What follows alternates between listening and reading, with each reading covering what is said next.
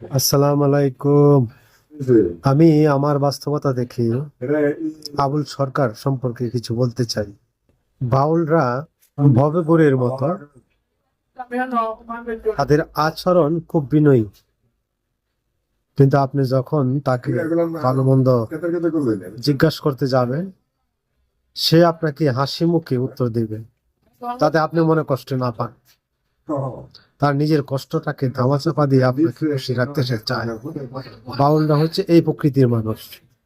আবুল সরকার সম্পর্কে যা বলতে চাই তা হচ্ছে, বাউলরা মঞ্চে উঠেই কিন্তু প্রথমেই তার বন্দনায় কিন্তু বলে থাকেন যে আমাদের ভুল ভ্রান্তি ক্ষমার সুন্দর দৃষ্টিতে দেখবে। তো ভুল তো হতেই পারে, হাজারো কথার মাঝে দুই চারটি কথা তো ভুল তার হতেই পারে, বা বর্তমান এই মিডিয়ার যুগে মানুষ যেভাবে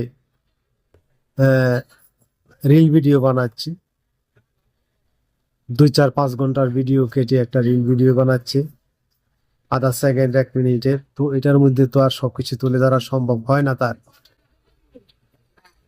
আর বিশেষ করে এটা ভাইরাল করার জন্য কিছু লোক কিন্তু ইচ্ছা করেই এরকম আমাদের ধর্মপ্রাণ মুসলিমদেরকে উস্কানি দিয়ে থাকে। আমি কোরআন হাদিসের আলোকেই আমি আমার ধর্মটা পালন করব, কোনো বাউল শিল্পীর কথা শুনে নয়। সবাইকে ধন্যবাদ। আল্লাহ হাফেজ।